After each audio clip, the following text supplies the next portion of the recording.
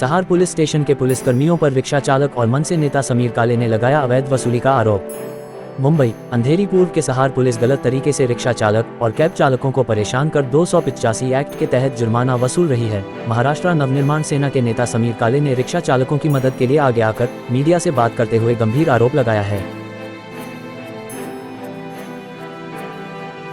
माझं नाव पहिलं म्हटलं तर संतोष झिमा कोकरे, मी राहतो विलेपार्ले वेस्ट, नेहरू नगर। मी इकडे भाडे घेऊन आलो होतो। भाडं मी पिकअप ड्रॉप केलं आणि एक लेडीज रिक्षावाली तिने मला ॲड्रेस विचारला, तर मी तिला ॲड्रेस सांगण्यासाठी एक रिक्षाच्या गाडी साईडला उभं करून तिला ॲड्रेस सांगण्यासाठी मी उतरलो खाली आणि तिला ॲड्रेस सांगितल्याच्या नंतर साहेबांची गाडी आली। साहेब मला फसवून खोटं बोलून मला गाडीत बसले। मला बोलतोय तू इकडे का थांबला? मी बोललो ॲड्रेस सांगण्यासाठी थांबलो। ते बोलले नाहीये तर चौकीच्या गेटवरती नेतो तुला आणि सोडून देतो असं मला घेऊन आले इकडे पोलीस स्टेशनला, सहार पोलीस स्टेशनच्या जवळ आणले आणि मला इथं जरा शिवीगाळ केली आणि आतमध्ये धक्का मारून आतमध्ये घेऊन गेले आणि आतमध्ये बोलले आणि माझ्या गाडीवरती डायरेक्ट फाईनवाले एफआयआर बनवला माझ्या गाडीवरती आणि मला आतमध्ये ठेवलं। मग मी सरांना फोन केला, साहेबांना माझा फोन केला, सर आले माझ्याकडे, त्यांच्याकडे मी मदत मागितली तर मला बोलतात कोण साहेब, कोण कशाला बोलवतो, कशाला हे असे असतात ते तसे असतात, तुझ्यावरती दुसरा एफआयआर दुसरा गुन्हा दाखल करेन असं मला धमकी द्यायची वार्ता केली त्या लोकांनी। धमकी दिल्याच्या नंतर मी सरांना बोललो 5 मिनिटं थांबा, मॅडमला बोलतो नाही 5 मिनिटं नाही, तुला साईन करावंच लागेल अशी दादागिरीची वार्ता करून मला फसवणूक करायला लागली, तू दारू पियालायस असं केलं असे मला माझ्यावरती खोटं आरोप चालू केले त्या लोकांनी। मला धमकी दिली, मी खूप रडण्याचा प्रयत्न केला। मी बोललो की साहेब माझ्यावरती अन्याय का करताय तुम्ही? तर माझ्यावरती असं अन्याय करून मला माझा फसवणूक करून माझ्या सह्या घेतल्या आणि बोलले साईडला उभा राहा, जा म्हणले। आता मी गेलो नाही। नंतर माझे सर आले, सरांनी त्यांना प्रश्न विचारले, नंतर मी सरांशी वार्ता केली। पहिल्यांदा मला जेव्हा आमच्या कोकरेचा माझ्या भावाचा फोन आला तर याचा अर्थ हा संकटात आहे हे मी समजलो। हा माझ्या समाजाचा म्हणजे धनगर समाजाचा, महाराष्ट्रात धनगर समाज हा फार मोठा आहे आणि धनगरांचा नेता मी नाही, मी धनगरांचा कार्यकर्ता आहे असं मी समजतो। मी राजकीय जरी असलो, सन्माननीय महाराष्ट्र नवनिर्माण सेनेचे अध्यक्ष राजसाहेब ठाकरेंचा जरी मी कार्यकर्ता असलो तरी मी धनगरांचा कार्यकर्ताच आहे आणि माझ्या धनगर भावाचा, या धनगराची जात आमची आहे ही आणि याच्या छातीला जर काही प्रॉब्लेम आहे, याच्यावर जर काही संकट आहे तर मला उतरावंच लागणार हे मला माहित होतं। मी वांद्रे येथे होतो, मला या पोराचा फोन आला आणि याचा फोन जेव्हा आला तेव्हा मला ट्रॅफिक मधून पोचायला जेवढा वेळ लागला तेवढा उशीर झाला। आता संबंधित ठिकाणी मला असं वाटतं की या पोलीस उपनिरीक्षक आहेत अंजली जाधव ताईंना माझा थेट सवाल आहे। सिनियर कोण आहे ते नंतर, त्यांचे एसीपी कोण आहेत ते नंतर, त्यांचे डीसीपी मनीष कलवानी आहेत आणि एसीपी बहुतेक अवार्ड साहेब आहेत। तर माझं म्हणणं हे आहे की बाबा ही काही म्हणजे मुघलाई नाही, छत्रपतींचा हा स्वराज्याचा भाग आहे। छत्रपती शिवाजी महाराज हे आमचे दैवत आहेत आणि शिवाजी महाराजांचा हा मुलूक आहे आणि हा मुलूक आता स्वातंत्र्यात आहे। हा स्वातंत्र्यातला मुलूक म्हणजे आमचा हा गरीब रिक्षा चालक सगळा, तो हा मराठी असो, हा आमचा गुप्ता यूपीवाला असो, हा आमचा पाठक हा यूपीवाला असो, हे सर्व रिक्षा चालक गरीब आहेत। अहो साहेब, दिवसाला 700-800 रुपये मिळत नाही तो आमच्या रिक्षा चालकांना। त्यांचा स्वतःचा जर रिक्षा असेल तर तो 700-800 रुपयाचा तो धनी आहे, त्याच्यातून त्याला गॅस करायचा आहे, गॅस भरायचा आहे।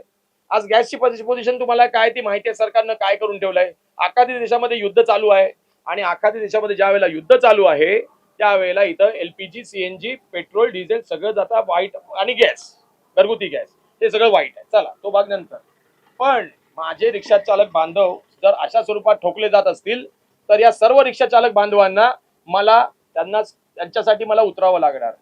अहो साहेब, पोलीस म्हणजे कायद्याचे रक्षक, पण हे आता भक्षक व्हायला लागलेत। सहार पोलीस स्टेशन हे सहार पोलीस स्टेशनचे मोठे मोठे ते ऑफिसर आहेत। कोण? आता मी नाव येतो, गाढवे साहेब, एकमेव गाढवे साहेब, आणि या आता आहेत त्या अंजली जाधव आणि हे आहेत आता आपले किशोर खरात, हे पोलीस उपनिरीक्षक म्हणून कार्यरत आहेत आणि ह्या पण पोलीस उपनिरीक्षक म्हणून कार्यरत आहेत। अहो साहेब, मुघलाई लावली आहे। इंग्रजांच्या विरोधामध्ये आमचे क्रांतिकारी लोक लढले आणि आज इंग्रजांच्या पारतंत्र्यातून आपला देश स्वतंत्र करून घेतला। 1947 ला आपला देश स्वतंत्र झाला, 15 ऑगस्टला, बरोबर। त्यांच्यासाठी आम्हाला लढावं लागलं। आमचे बापदादे लढले, मेले, माती झाले, पण आता काय करणार? यांची जी प्रक्रिया आहे ही इंग्रज आणि मुघल अशा स्वरूपामध्ये चालू आहे. मुघल कसे यायचे, यवन कसे यायचे, शेतकऱ्यांची घोरडोरं, त्यांचे नांगर, त्यांच्या आया बहिणी सगळे खेचून घेऊन जायचे. छत्रपतींनी लढा लढला त्या लोकांचा, छत्रपतींनी लढला, छत्रपती शिवाजी महाराजांनी लढले, आमचे मावळे लढले आणि आज आमचा देश स्वराज्य आज करून दिला आम्हाला. त्यांच्यानंतर इंग्रज आले कालांतराने. इंग्रजांच्या काळामध्ये भरपूर लोक लढले. जर तुम्हाला सगळ्यात माहिती आहे, महात्मा गांधी लढले, नेताजी लढले, पंडित नेहरू लढले, सगळेच लढले, लालबहादूर शास्त्री लढले, टिळक लढले, आगरकर लढले, मराठी माणसं भरपूर लढली. अहो या महाराष्ट्रासाठी 105 हुतात्मे झाले आणि ते देव झाले. या महाराष्ट्रासाठी, होय होय मी म्हणतो, या महाराष्ट्रासाठी 105 लोक लढली आणि मृत झाले. त्यांनी आपल्या देशावरती, आपल्या महाराष्ट्रावरती आपला स्वतःचा जीव न्योछावर करून टाकला, वारले ते बिचारे. आपण 1 मे का म्हणून साजरी करतो? महाराष्ट्र दिन आणि कामगार दिन. महाराष्ट्र दिन आहे, 1 मेला आहेच, कार्यक्रम येणारच आहे. कारण कामगार कोण? प्रत्येक कामगार आहे. आजही कामगार आहे. 700-800 रुपयाची कमाई नाही हो, 200-300-250 रुपये जातात गॅसमध्ये. अहो एवढ्या महागाईच्या दिवसात पोरं बाळ आहे, बायको आहे, बायकोला पण काहीतरी दवा दारू आहे, घरचा किराणा आहे, पोरांच्या पिया आहेत, आज सगळं आहे. मग या गरिबांनी जगायचं नाही का? मग ही प्रक्रिया जी आहे ना, ही 200 काय लिहिलं यांनी, 285 म्हणजे काय? 6 महिन्याची कैद आणि 1200 रुपयाचा फाईन. कोणाचं खच्चीकरण करताय? सार पोलीस स्टेशन. नुसतं सार पोलीस स्टेशन जबाबदार नाहीये, विलेपार्ले पोलीस स्टेशन, सारा स्टार हॉटेलच्या बाजूला समोर, त्याच्यानंतर एअरपोर्ट चौकी पोलीस स्टेशन, कुठं? तिथं आपल्या एअरपोर्टच्या हद्दीमध्ये, बरोबर, सार पोलीस स्टेशन. लय वंगाळ कारोबार आहे अधिकाऱ्यांचा. कशासाठी करताय? एसीबी साहेबांना उद्या माझी संस्था आई तुळजाई सेवाभावी संस्था आणि मी राजसाहेबांचा महाराष्ट्र सैनिक म्हणून लढा उभारतोय. यांच्या सह्या घेणार मी सगळ्या रिक्षा चालकांच्या. या टॅक्सी स्टँडवरती, या रिक्षा स्टँडवरती मी आता लढा लढणार अन्यायाविरुद्ध होणाऱ्या अन्यायाविरोधात. मित्रांनो, या ठिकाणी अंजली जाधव, मला माहित नाही काळ्या का गोऱ्या, मी पाहिल्या नाहीत. किशोर खरात, मला माहित नाहीत काळे के गोरे, पण माझ्या लोकांवरती अन्याय करणारा कागद हा कागद आहे. याच्यावरती कलम 285 वारंवार मारतायत. कोण त्यांचं मानसिक खच्चीकरण करताय? बघा, या ठिकाणी मोठा भ्रष्टाचार आहे.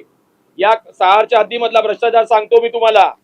इथे जो रिक्षा स्टँड आहे, त्या रिक्षा स्टँड मध्ये जर रिक्षा रजिस्टर करायची असेल, नाव नोंदवायचं असेल, तर लाखो रुपये मागितले जातात. 50,000 पासून लाख रुपये ते घेतात आणि त्या लोकांना अभय आहे, बरोबर आहे. त्यांच्यावर पोलीस स्टेशन काही कारवाई करत नाही. त्यांना महिन्याला 2 ते 5,000 रुपये ते लोक रिक्षा चालक देतात. कोणतरी बाप लोक आहेत राजकीय, मी नाव नाही घेणार, कोण मला सगळं माहिती आहे, पण नाव घ्यायचं नाही. नाव द्यायची वेळ आली तर मी कोर्टात नाव देईन, त्याबद्दल वादच नाही. मी हा लढा कोर्टात लढणार आहे. माझी संस्था मजबूत आहे, आई भवानीचा माझ्यावर आशीर्वाद आहे. पण या मुघलाईला, या इंग्रजांच्या यांच्या कारकिर्दीला, इंग्रज आहे ते, आणि हे कोण आहेत माहितीये का? हे वर्दीतले सरकारी गुंडे आहेत, सरकारी गुंडे. हे वसुलीबाज आहेत सगळे ऑफिसर. काय बघा, आमच्या राजसाहेबांनी आम्हाला शिकवलंय, पोलिसांबद्दल काही आपण वावगं बोलायचं नाही. हो, आम्ही नाही बोलत वावगं, आम्ही कुठे म्हणतो, पोलीस मायबाप म्हणतोच की, पण पोलीस स्टेशनला पण शिस्त असली पाहिजे की. चुकीचे गुन्हे दाखल करतात, प्रसंगी खंडण्या टाकतात, कलम 384, कलम 385. कसली शहानिशा करता हो तुम्ही? हा, कसली शहानिशा करता? लक्षात ठेवा, जेवढे आम्ही ठोकले जाऊ ना, तेवढे तुम्हाला पण ठोकीन मी.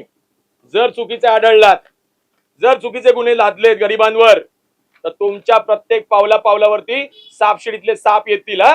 सापशिडी खेळले की नाही? सगळे लहानपणी खेळले. 99 वर गेल्यानंतर लोकांना वाटतं शिडी भेटली, डायरेक्ट 99 वर गेलो, एकदम प्रमोशन झालं. पण 99 वरून पण 0 येतो माणूस. मला माहिती आहे, मी खेळतो अजून सापशिडी. मग काय, पोलिसांच्या पायात साप येणार की? मीडिया आहे, आमचे पत्रकार आहेत, आमचे चॅनलवाले आहेत आणि सन्माननीय राजसाहेब पण आहेत. लक्षात ठेवा मित्रांनो, चुकीची गोष्ट कराल ना, तर राजसाहेबांचा मावळा तयार आहे 2 हात करायला. सन्माननीय राजसाहेब बघा, हे लोक काय करतायत, हे अन्याय करतायत. या आपल्या मराठी धनगरावरती, हे माझं कोकरू, आडनाव कोकरे आहे, हा कोकरू लाडानं बोलतो मी, याला बोलतो की नाही? कोण आहे मी तुझा? दादा आहे की नाही? दादा आहे.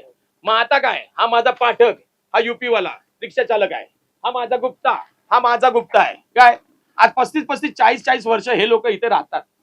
मग आज कुठले, यांची कर्मभूमी कुठली? युपी नाही, यांची कर्मभूमी महाराष्ट्र. आमचे साहेब म्हणतात ज्या वेळेला या ठिकाणी 35-40 वर्ष वास्तव्य केलेला युपी वाला बिहारी माणूस जर इथं राहतोय, तो राहतोय, तो मुंबईकर आहे, तो मराठी आहे. लक्षात ठेवा मित्रांनो, हे युपी वाले जरी असले तरी यांचा संकटमोचक, या सगळ्या रिक्षा चालकांचा संकटमोचक म्हणून मी आलोय. आणि होय, मी संकटमोचक आहे. 1 by 1 हिशोब करतो सगळा, 1 by 1. कुठला पण अधिकारी असो, टाका खंड्या, गुन्हे नोंदवा, का आमचे फिंगरप्रिंट घ्या, मला काय फरक पडत नाही. माझ्या रिक्षा चालकांचे फिंगरप्रिंट घेतले का रे कोकरे? घेतले की नाही? तुझे घेतले का रे? फिंगरप्रिंट घेतले का? घेतले का रे? तुझे घेतले की नाही? घेतले. बघा, फिंगरप्रिंट घेतले कशासाठी? म्हणजे आमच्यावर चुकीचे गुन्हे तुम्हाला लादायचे. लादून बघा ना.